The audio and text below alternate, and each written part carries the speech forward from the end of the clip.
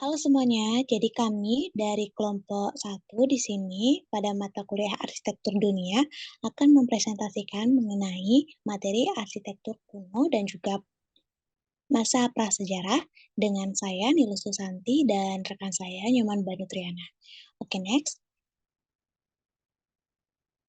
Untuk topik yang akan kami bawakan pada presentasi kali ini, yang pertama itu ada peninggalan arsitektur pada masa kuno dan juga masa prasejarah. Yang kedua itu ada peninggalan arsitektur pada masa Mesir. Yang ketiga adalah peninggalan arsitektur pada masa Mesopotamia. Dan yang terakhir, yang keempat, perwujudan arsitektur kuno dan karakteristik Hypostyle Hall. Oke, next. Oke, jadi kita akan masuk pada pembahasan masa prasejarah. Jadi istilah prasejarah diartikan sebagai zaman di mana catatan sejarah yang tertulis belum ada. Manusia pada zaman prasejarah hidup dengan alat-alat sederhana seperti batu kasar yang belum diasah, batang pohon, rerumputan, dan sebagainya yang masih sangat alami. Oke, next. Oke, yang selanjutnya ada arsitektur pada masa prasejarah. Zaman prasejarah, di mana tahap awal tempat tinggal manusia yakni di gua-gua dengan sistem berpindah tempat. Kemudian, sistem berpindah tempat atau nomaden beralih ke tahap tradisional. Manusia menjadi sedikit lebih maju dengan sistem tempat tinggal yang telah menetap dan bersifat perdesaan. Sehingga belum terdapat catatan tentang teknik arsitektur karena perkembangan dari tahap tradisional adalah tahap klasik. Oke, next. Selanjutnya, yaitu pada zaman prasejarah dapat dibagi menjadi 4 zaman, yaitu zaman batu tua atau Paleolitikum, zaman batu tengah atau Mesolitikum, zaman batu baru atau Neolitikum, dan zaman batu besar Megalitikum. Jadi, zaman batu tua itu sendiri disebut juga dengan istilah Paleolitikum, di mana zaman batu tua atau bisa disebut dengan Old Stone Age yang berlangsung sebelum 9.000 sebelum Masehi. Yang kedua ada zaman batu tengah. Beralih ke zaman batu tengah, peralatan batu yang semula masih besar dan kasar kini mulai dimodifikasi oleh manusia purba menjadi lebih halus.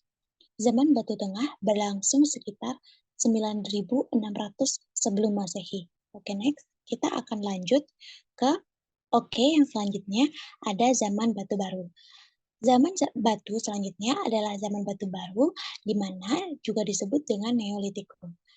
Sebut saja kapak persegi dan juga kapak lonjong sebagai bentuk dari alat yang digunakan pada zaman tersebut.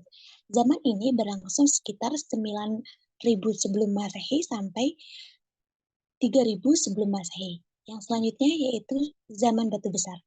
Zaman batu yang terakhir adalah zaman batu besar atau yang sering dikenal dengan zaman Megalitikum.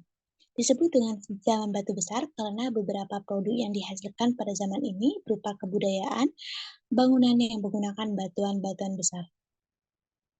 Zaman ini berlangsung sekitar 50.000 sampai 10.000 sebelum Masehi. Oke, next.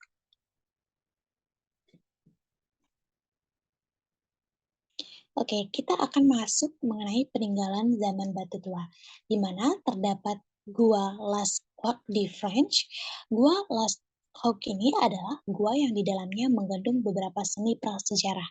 Gua ini ditemukan oleh Marcel Rafidat pada tahun 1940. Bisa dilihat pada gambar di sebelah kanan, yaitu gambar dari gua yang merupakan gua tertua dan terbaik di dunia. Oke, next.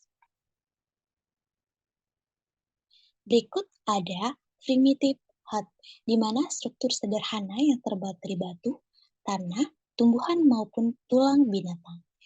Ditemukan di perbukitan Chichibu, utara Tokyo. Struktur tua rumah ini dibangun dengan alat bebatuan dan diklaim sebagai bangunan tertua karena terdeteksi dibangun pada 1,5 juta tahun yang lalu.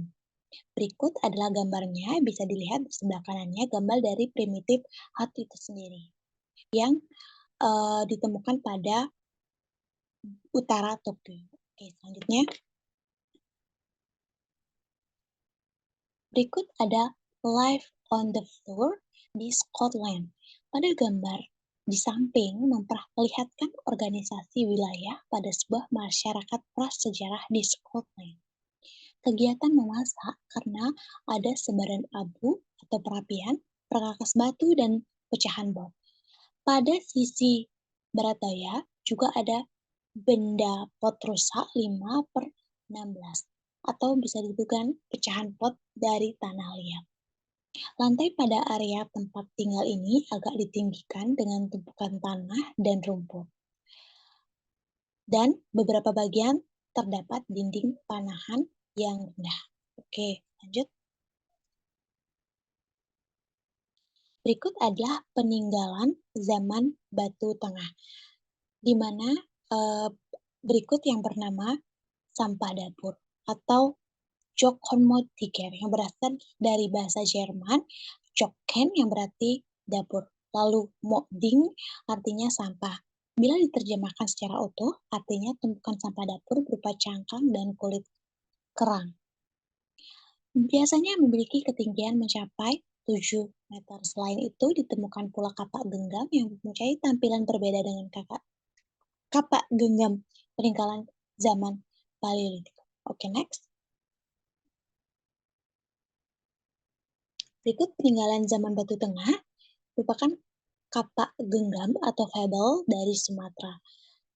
Kapak genggam ini ditemukan bersamaan dengan yang sebelumnya, yaitu sampah dapur yang berada di sepanjang pantai Sumatera Utara. Oleh sebab itu, terkenal dengan nama Sumatralite. Kapak genggam ini terbuat dari batu kali dan berfungsi untuk memotong makanan. Kapak genggam ini juga ditemukan di beberapa daerah Asia Tenggara sendiri, di mana di antaranya yaitu Semenanjung Malaya seperti Vietnam, Thailand, Indonesia, dan Tiongkok. Oke, lanjut. Masih pada peninggalan zaman Batu Tengah ditemukan kapak pendek atau hunch cord, di mana Dr. F. V. Van Steen Candlefels menemukan kapak pendek yang berukuran lebih pendek dibandingkan kapak genggam Sumatera. Kapak ini memiliki bentuk setengah lingkaran dan seperti pada gambar yang sudah tertera pada screen kalian. Oke, lanjut. Berikutnya masih pada tanah merah sebagai bahan baku pembuatan cat merah. Bagian dari ritual yang dilakukan manusia purba di kebudayaan Bakhans atau Hobin. Oke, lanjut. Berikut merupakan kita akan melanjutkan ke peninggalan zaman Batu Baru, di mana ditemukan menhir. Dan menhir adalah tugu batu yang dibangun untuk menghormati roh nenek moyang, dan beberapa lokasi penemuan menhir di Indonesia seperti Sumatera Selatan, Sulawesi Tengah, dan juga Kalimantan. Oke, next. Berikut masih pada peninggalan zaman Batu Baru, di mana terdapat punden, dan punden itu merupakan bangunan batu besar yang memiliki fungsi yang sama, yaitu untuk menghormati roh nenek moyang. Punden ini merupakan cikal bakal pembuatan candi yang kita kenal pada zaman sekarang. Oke, lanjut. Selanjutnya yaitu ada dolmen, di mana dolmen adalah meja batu yang kakinya merupakan menhir. Meja batu ini digunakan untuk meletakkan sesajen untuk kuburan yang ada di bawahnya. Dolmen juga digunakan sebagai peti mati untuk mayat pada masa itu, dan peti mati dari batu ini juga ada dalam bentuk peti kubur dan sarkofagus. Oke, lanjut. Berikut ada arca batu. Arca batu pada bagian zaman Neolitikum merupakan patung-patung batu yang berbentuk manusia atau binatang, seperti gajah, kerbau, dan monyet.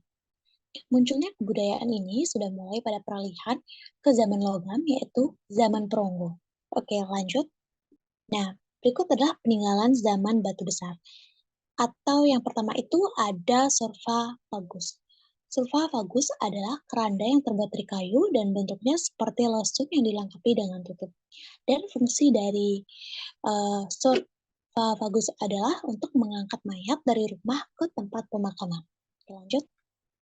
Peninggalan selanjutnya dari zaman batu besar, yaitu ada waruga, di mana waruga merupakan kubur batu yang berbentuk kubus atau bulat dengan tutupnya yang mirip dengan atap rumah. Hingga saat ini, waruga dapat kalian temukan di daerah Minahasa dan juga Bali. Oke, lanjut. Berikut akan dijelaskan oleh rekan saya, Banu Triana. Saya persilakan. Baik, saya akan menjelaskan tentang kubur batu. Kubur batu digunakan untuk menyimpan jenazah kepala suku atau pemimpin daerah tertentu. Kubur batu berbentuk peti jenazah yang seluruh isinya terbuat dari batu dan disusun menjadi sebuah peti. Kubur batu bisa ditemukan di daerah Kuningan, Bali, Wonosari, Bondowoso, Cepu, dan Jawa Tengah. Baik, saya akan melanjutkan kepada masa Mesir kuno. Mesir kuno adalah peradaban kuno di sebelah timur laut benua Afrika yang berpusat di daerah hilir Sungai Nil, yakni kawasan yang kini menjadi wilayah negara Mesir. Peradaban ini dimulai dengan unifikasi Mesir Hulu dan Hilir sekitar 3150 sebelum Masehi dan selanjutnya berkembang selama kurang lebih 3 milenium. Bisa dilihat di samping adalah foto atau peta dari penyebaran Mesir kuno. Sejarah Mesir kuno. Pada akhir masa Paleolitik, iklim Afrika Utara menjadi semakin panas dan kering. Akibatnya, penduduk di wilayah tersebut terpaksa berpusat di sepanjang Sungai Nil. Sebelumnya, semenjak manusia pemburu pengumpul mulai tinggal di wilayah tersebut, pada akhir Pleistocene Tengah sekitar 120.000 tahun lalu, Sungai Nil telah menjadi urat nadi kehidupan Mesir. Bisa dilihat dari foto sejarah di samping, itu adalah periode Mesir kuno.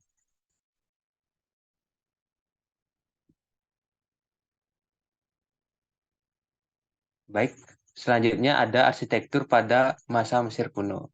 Arsitektur Mesir kuno merupakan arsitektur adiluhung yang terpusat pada aktivitas dan tata nilai yang melibatkan Firaun sebagai sentral kekuasaan, pemuka agama, dan pejabat pemerintahan yang mendominasi di level menengah serta rakyat jelata dan kaum budak yang diambil paksa dari taklukan daerah-daerah sekitar area Mesopotamia.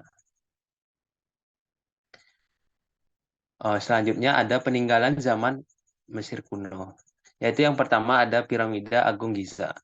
Piramida ini adalah piramida tertua dan terbesar dari 3 piramida yang ada di Nekropolis Giza dan merupakan satu-satunya bangunan yang masih menjadi bagian dari 7 keajaiban dunia.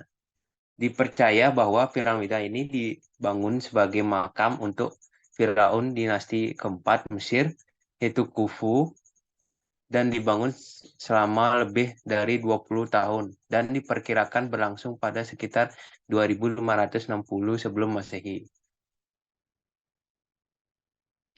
Selanjutnya ada Karnak. Kompleks kuil Karnak biasanya disebut Karnak, meliputi reruntuhan kuil, tiang, dan bangunan-bangunan lainnya. Kuil ini terletak di Luxor, sekitar 500 km sebelah selatan Kairo, Mesir.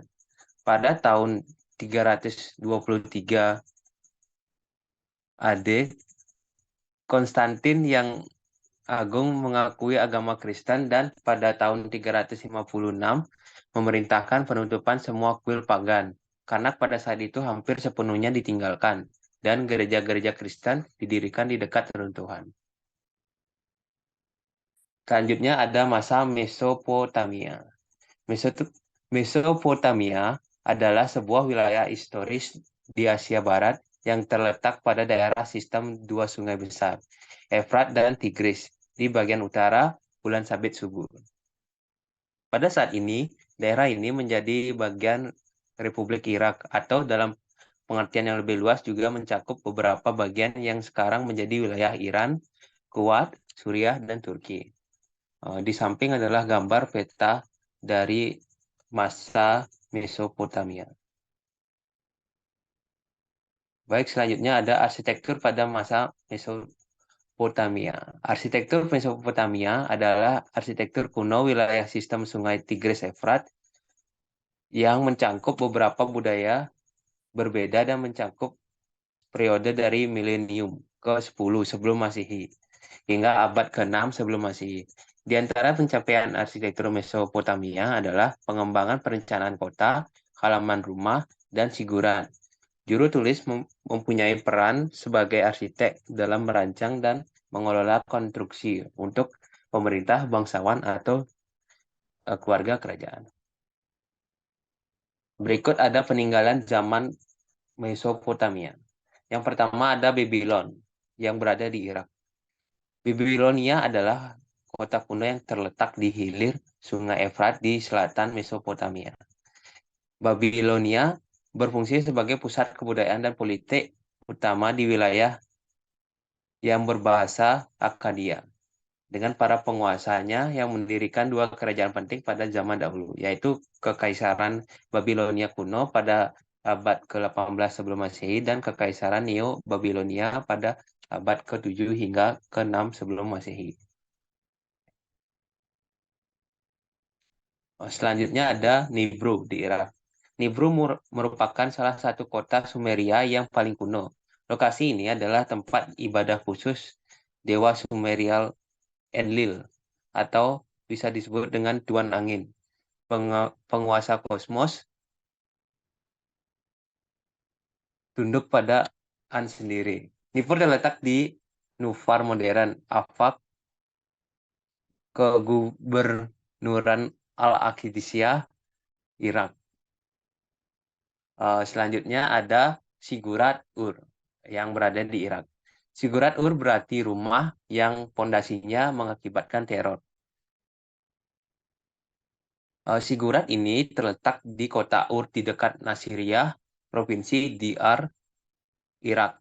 Struktur ini dibangun pada zaman perunggu awal, abad ke-21 sebelum Masehi.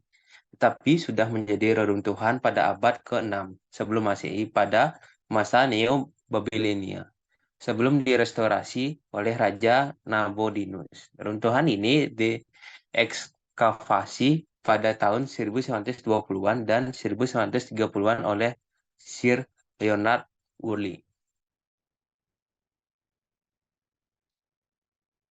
Baik, selanjutnya akan dilanjutkan oleh teman saya. Baik, berikut saya akan melanjutkan materi perwujudan arsitektur kuno.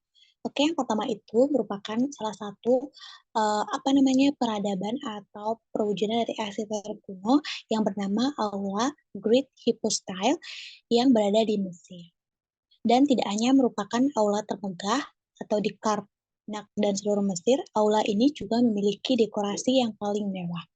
Yang di sampingnya sebelah kanan itu ada relief of Seti is Libyan yang merupakan wall from the northern exterior wall of the Happy Style Hall yang merupakan eksterior dari bangunan aula Great Happy Style. Oke, lanjut. Yang berikutnya merupakan di gambar sebelah kiri, kalian bisa lihat merupakan gambarnya.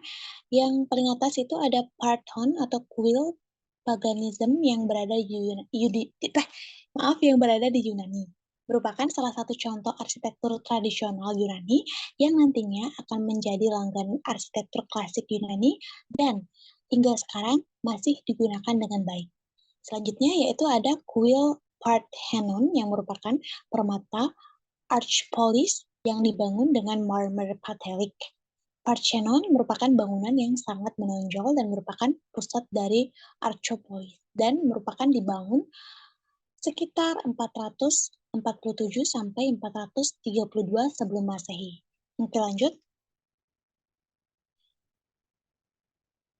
Berikut adalah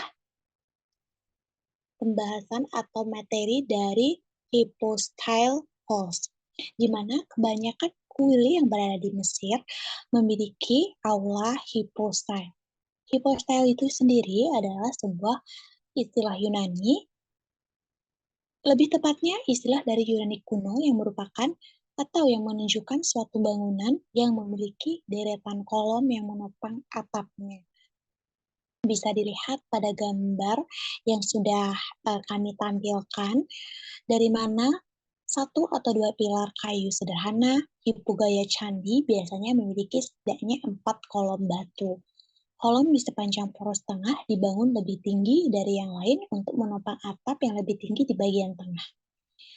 Perbedaan antara ketinggian bagian tengah dan lorong samping menghasilkan desain yang mirip dengan basilika Romawi kuno dan katedral Gotik abad pertengahan, dan memiliki struktur seperti memungkinkan pembangunannya memasukkan jendela ke ruang loteng yang disebut juga dengan clerestory, di mana gambar yang sudah kami cantumkan merupakan salah satu gambar diagram showing the layout of the hypostyle hall dengan kolom, architraves, dan clerestory. Oke, lanjut.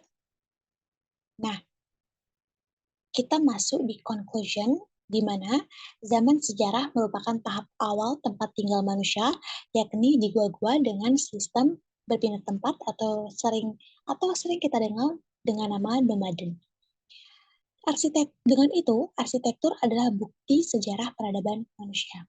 Arsitektur juga menjadi cermin revolusi dari pemikiran-pemikiran dalam menciptakan sebuah ruang hidup dan tata laku manusia dari masa ke masa. Gaya arsitektur dipengaruhi oleh keadaan sosial dan politik bahwa kondisi budaya wilayah setempat. Seiring dengan penemuan dan perkembangan teknologi, gaya arsitektur kemudian mengacu pada aspek-aspek yang bersifat innovation. Next. Oke, tadi merupakan presentasi singkat kami mengenai arsitektur kuno dan juga prasejarah dari Mesir dan juga Mesopotamia. Terima kasih atas waktunya dan kami tutup presentasi kali ini dengan selamat malam dan terima kasih. Dah gitu aja. Dah segitu aja. Udah mau Zoom-nya.